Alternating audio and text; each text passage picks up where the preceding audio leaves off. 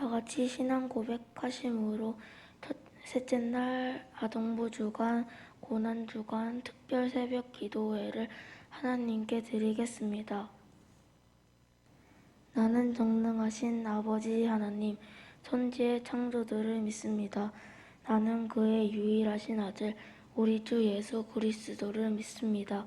그는 성령으로 잉태되어 동정녀 마리아에게서 나시고 본디오 빌라도에게 고난을 받아 십자가에 못 박혀 죽으시고 장사된 지 사흘 만에 죽은 자 가운데서 다시 살아나셨으며 하늘에 오르시어 전능하신 아버지 하나님 우편에 앉아 계시다가 거기로부터 살아있는 자와 죽은 자를 심판하러 오십니다. 나는 성령을 믿으며 거룩한 공교회와 성도의 교제와 죄를 용서받는 것과 몸의 부활과 영생을 믿습니다. 아멘. 찬송가 149장 함께 찬양하시겠습니다.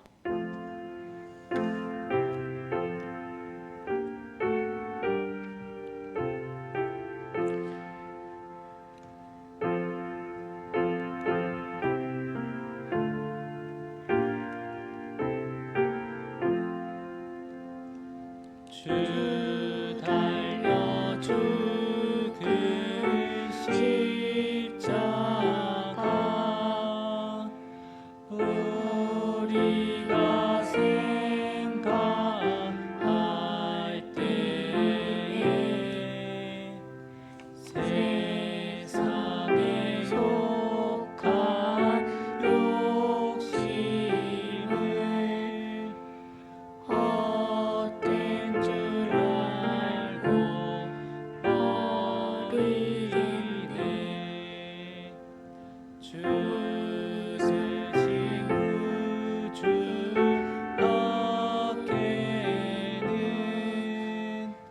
자랑을 멀게 하소서.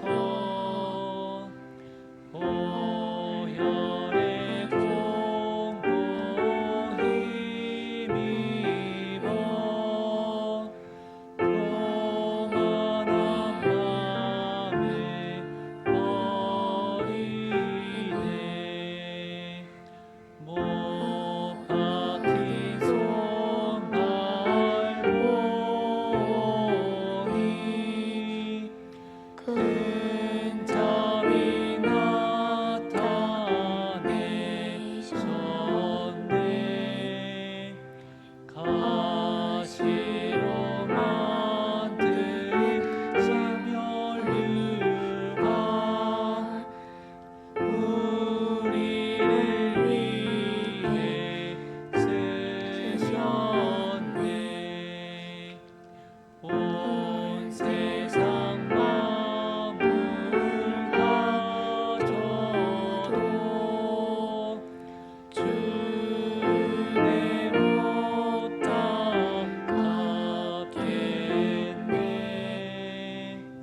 놀라운 사랑 받은 나 몸으로 죄물 삼겠네.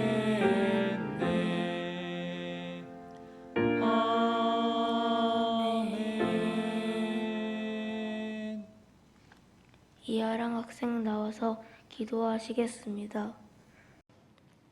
사랑의 하나님, 고난주간 특별 새벽 기도회 셋째 날 하루를 예배로 시작하게 하심을 감사합니다. 새벽 예배로 시작하는 저희들, 오늘 하루도 지켜주세요. 고난주간을 보내고 있습니다.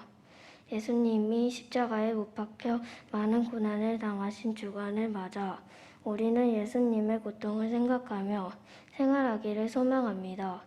하나님이 우리에게 주신 사랑이 너무나 큰데 우리는 욕심을 부리고 교만하고 믿음 없이 살았어요. 저희의 잘못을 용서하여 주세요.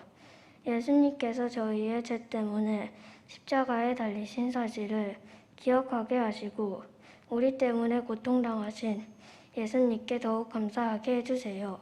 이제 말씀을 듣습니다. 말씀 전해주시는 담임 목사님께 항상 함께 해주시고 말씀 듣는 저희들 말씀 가운데 생활할 수 있게 해주세요. 예수님의 이름으로 기도드립니다. 아멘. 우리에게 주시는 하느님의 말씀은 마가복음 14장 3절에서 11절 말씀입니다. 제가 대신하여 봉독하겠습니다. 예수께서 베다니 나병 환자 시몬의 집에서 식사하실 때에 한 여자가 매우 값진 향유 곧 순전한 나드한 옥합을 가지고 와서 그 옥합을 깨뜨려 예수 머리에 부으니 어떤 사람들이 화를 내어 서로 말하되 어찌하여 이 향유를 허비하는가? 이 향유를 300데나리온 이상에 팔아 가난한 자들에게 줄 수 있었겠도다 하며 그 여자를 책망하는지라. 예수께서 이르되 가만두라. 너희가 어찌하여 그를 괴롭게 하느냐? 그가 내게 좋은 일을 하였느니라.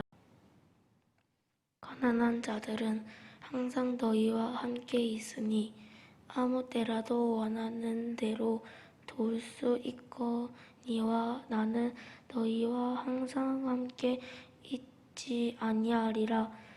그는 힘을 다하여 내 몸에 향유를 부어 내 장례를 미리 준비하였느니라.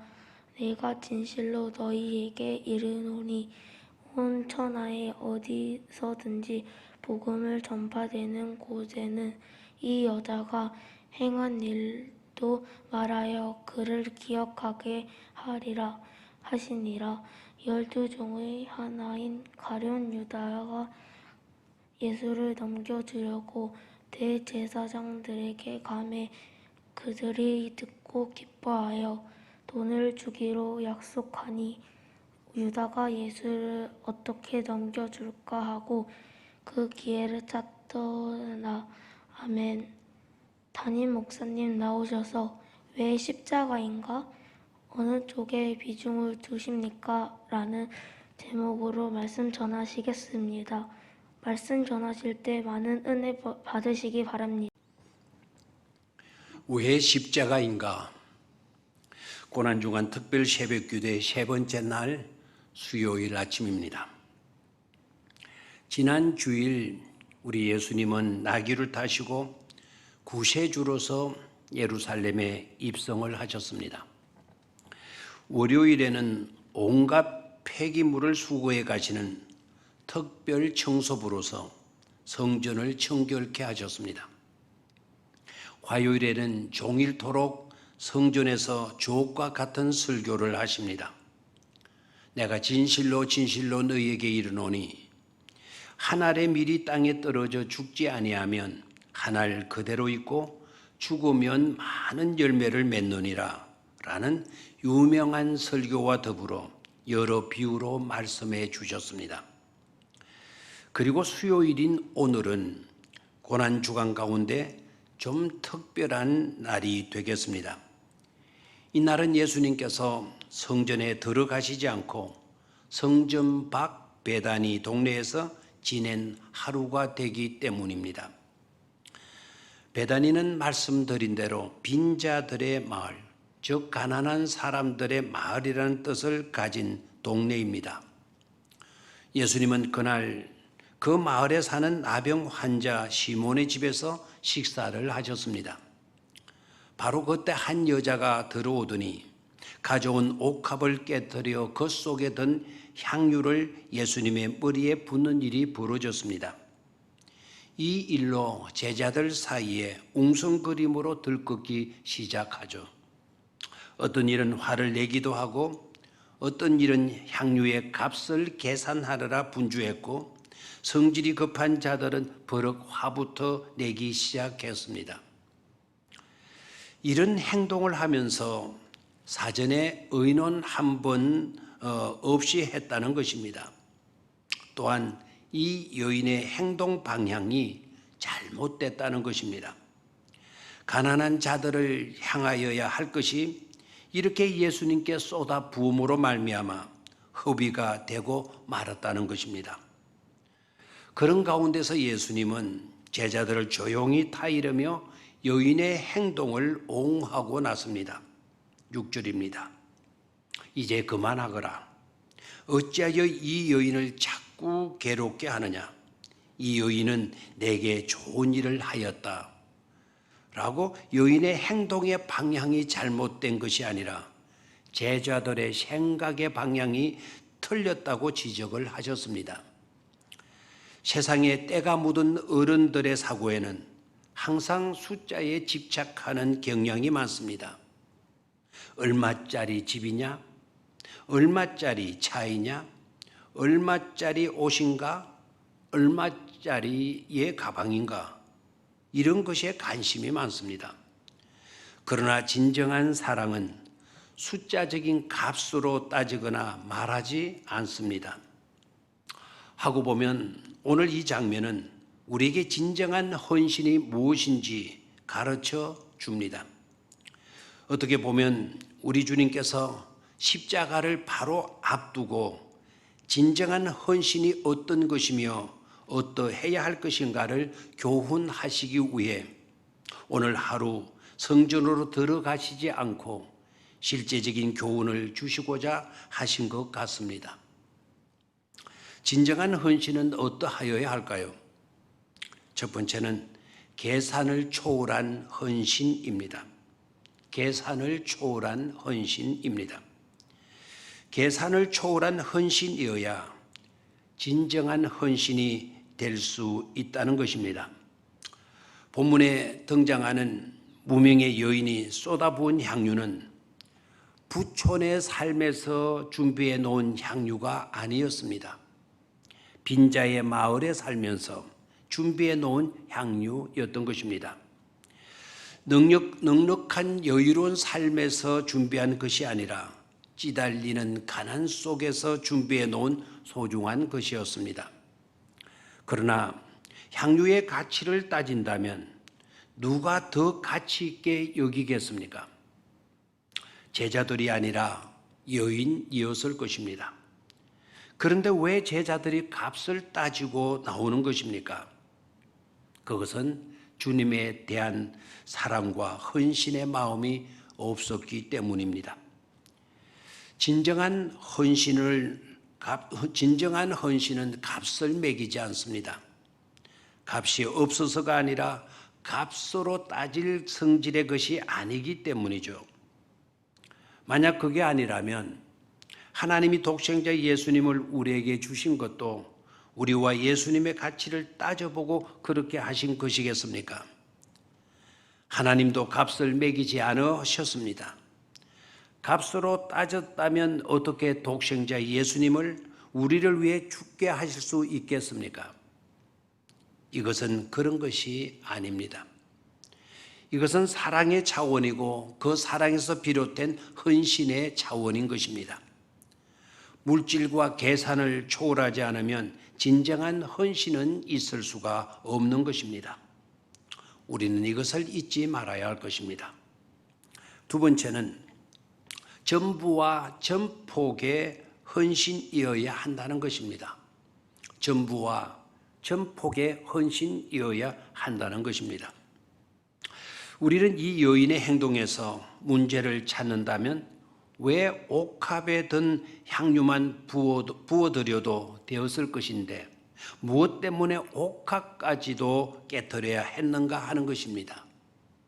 그 이유가 무엇일까요?